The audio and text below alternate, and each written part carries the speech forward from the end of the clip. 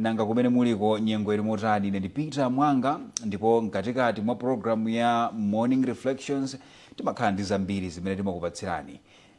Tabwera ndi mulendo mpulogalamu ya lero, ndipo mulendo ameneyu sikoyamba kufika malo ano. Friday lapitali analinso pano, ndipo nkhani imene anabweretsa ndi nkhani yokhuza oyimba kubwera pamodzi, kugwirizana chimodzi, nkhani yokhuza kusintha kachitidwe kathu ka zinthu malingana ndi kubwera kwa teknoloji. Oyimba ameneyu ndi Rande. Ndikulandire Rande mpulogalamu iyi. Ziko mukapiri bala. Kaya moyo wako kuyenda bwanji? Ine wabwino kaya iwe mbali. Inenso moyo wabwino. Tiyamike. Zikuoneka kuti Mulungu watisunga ndithu. Kwa basi.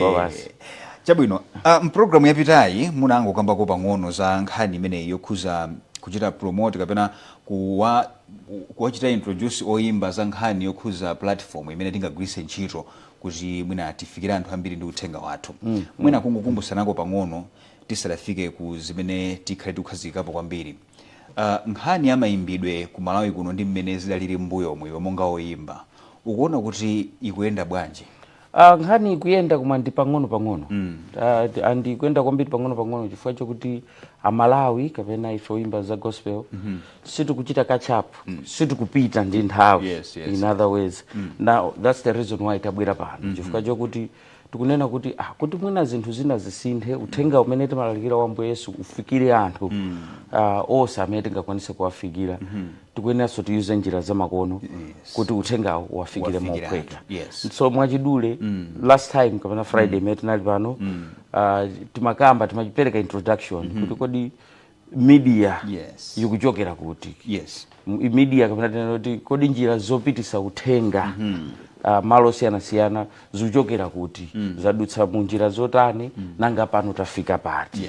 Now tikutero chifukwa chokuti ndabwera pano ngati wa V&V Media Solutions. So pano poona vuto limene lili pakati pathu malingana ndi kusintha kwa zinthu, munafotokozapo kuti kunali matepi, kunali ma CD, pano zikupita ndithu kubweranso zina. V&V Solutions, Media Solutions mobwera ndi ganizo loikhala ndi platform imene mungabwere pamodzi monga oyimba ndi kuchita spread gospel kapena kufalisa uthenga kudzera amenepo.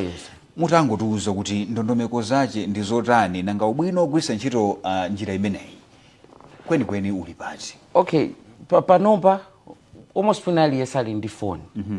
Now phone ambiri aliso ni mafoni otchedwa ma smartphone.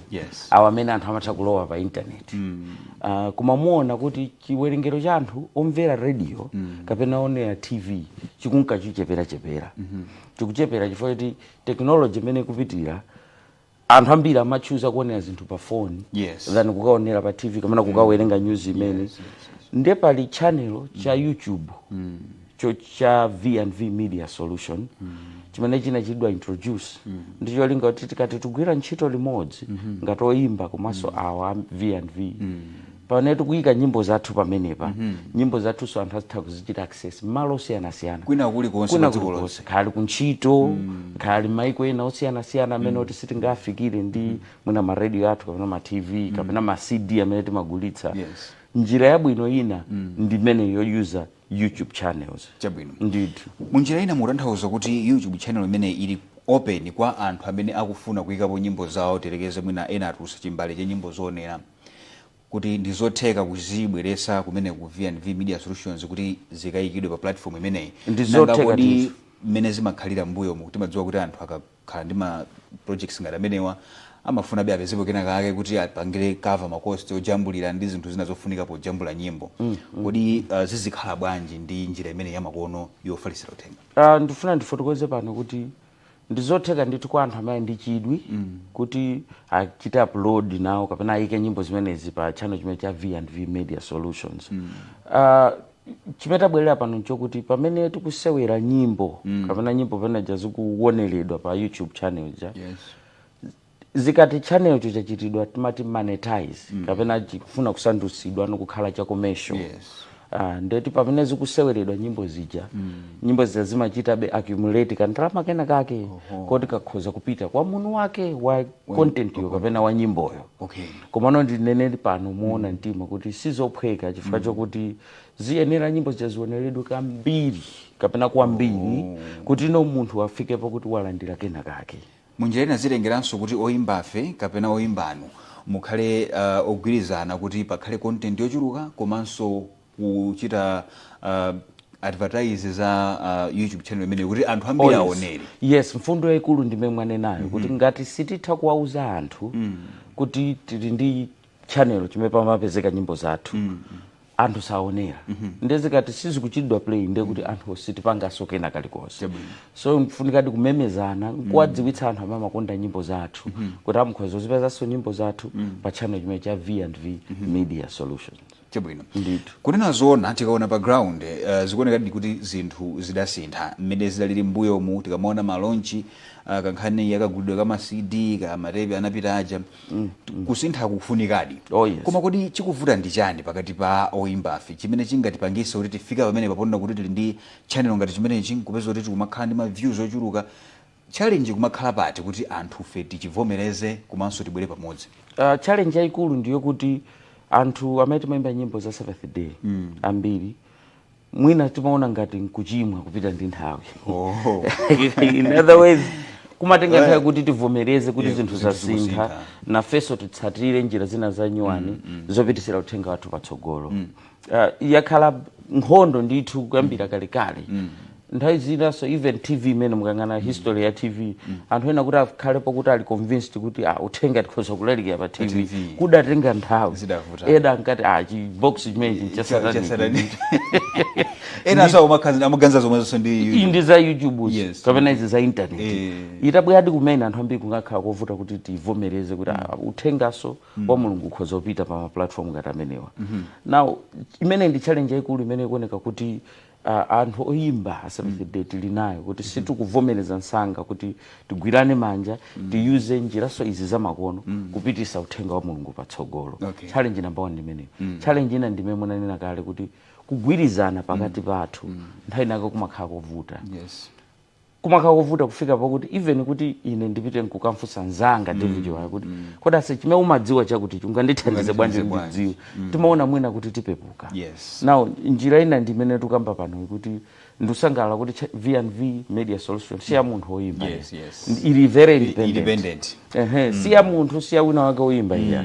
Kotero kutosefe amene timayimba nyimbo za Sabbath Day ndifolandilidwa kugwira nawo ntchito ndikugwisa ntchito chimene cha V&V Media Solution.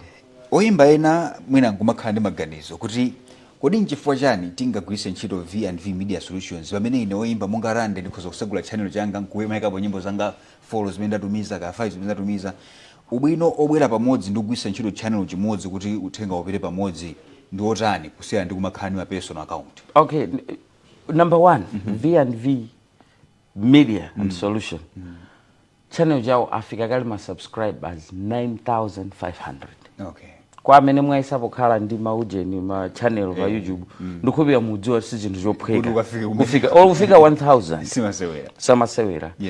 Mene ndi mama amene mabwera ndimayang'anapo ma channel angapo anthu oyimba ifa Sabbath Day muona kuti ena amene anafikapo kutala kuandikira 500 so kapena ina mwina kuthomanga 700 so ntchito ilipo kuti tifike kumeneko. Now V&V Media Solutions yutipasa platform yokuti amene amachita operate channel sali Malawi muno. Now ali ndi mwayi wambiri kuti izi za data pa bando chanchani mwina kwawoko sivuto kwenikweni kuyerekeza ndife. So if we can benefit so much kuti pamene iwo akuchita upload zinthu zina inkophweka kuti akachiteso nyimbo za ife komanso akamachita promote kumeneko. Now mendo nena kuti anyaka channel chimene chiso ali kunja kwa dziko lino nzosangalatsa kuti anthu ambiri amene amaonera pa channel chimene chichi ndi anthu amene ali kunja mwina kumalawi kuno alibe mwayi womafika m'machalichi kuona amene tikuchitira. Exactly kuonera pa Hope kumvera pa radio pathu alibe mwayi ameneyo.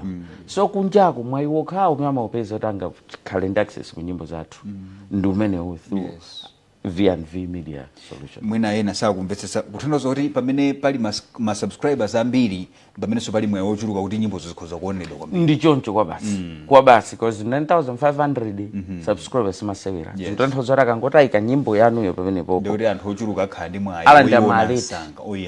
Kuti apa chitidwa upload nyimbo yakanyuwani ndambiri amene amakonda kukasakano kuti kodi tione chanyuwani nchani already amapezeka nyimbo yanu ayiona. Komano pali challenge yaikulu yokuti content yochidwa upload pamene papa ikhale ya quality Okay. Osati mwajambula ndi phone. Ka phone nkuti akameneka ikachita draw attention. Munjaena muli ndi ma standards so muona kuti nyimbo iyi izikhala yotere. Exactly. Ndetu ngolimbikitsana ndithu kuti tikamajambula ma music videos athu tijambule adongosolo komanso tikwanitse kupeza anthu amanga tijambule mwa quality yabwino. Tikatero ndi video yathu sizavuta kuchitidwa play pa channel chimenechi. Tikupita kumapeto akucheza kwathu. Ena mwina afuna kudziwa kuti kodi inde zimakhalano bwanji, kodi tikuyenera sungire ndalama zochuluka bwanji kuti nyimbo yathu ikaloledwe kumene kuti kayikidwe pa platform imeneyi, nanga kodi ma benefits amene akhalepo mbali poti mwina uthenga upita patali zimayenda bwanji, mwina ngati pali zina zoti mukhoza kuyankha komanso pali zina zoti mwina simungayankhe pano musiye namba yoti anthu amene ndi oyimba akhoza kufikirani. Funso labwino kwa basi. Anthu amene watipasa mwayi V&V Media Solutions atipasa mwayi kuti nyimbo zathu zikhoza kuchitidwa upload wani paja for free. Ulere ndithu. Ulere ndithu ngati quality yochita qualify komanso content. In other words uthenga uli mu nyimbo. Munjira ina sikuti mungotenga nyimbo zile zonse. Yeah. Pali uthenga wina atomati Bible likunena zotere inu mukulowerawo. Tikuonetsetsa kuti uthenga umene ukhale ndithu kwa chipulumutso ndi opindulira pa moyo wa anthu. Koteroko content ya nyimbo kakhala yoyenera including quality ya nyimboyo. Nyimbo already yachita qualify. Pa nyimbo zina zimene zakhala zochitidwa play pamenepo already zimene anthu amazikonda zimene zonso zinachita kale qualify. Now ndifunanso kulimbikitsa kwa kuimba kuti maimba ndi zifukwa zosiyanasiyana. Pali magulu ena amene mwina afamu Kha Future Docas auje ni Docas amene Adventist men amene okuti nzosangalatsa amene zimachitira draw attention Michael enawo.